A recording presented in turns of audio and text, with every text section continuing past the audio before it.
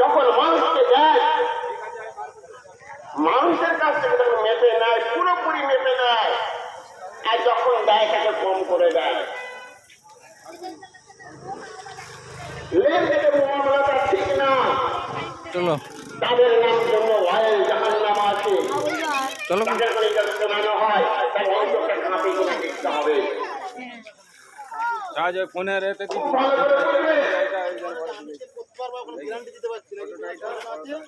করে বলবে।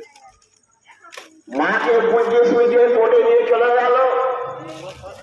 এক ভাইকে ফাঁকি নিয়ে আর লিখে নিয়ে চলে এলো, বললো ডাক্তার বাড়ি নিয়ে যাচ্ছি।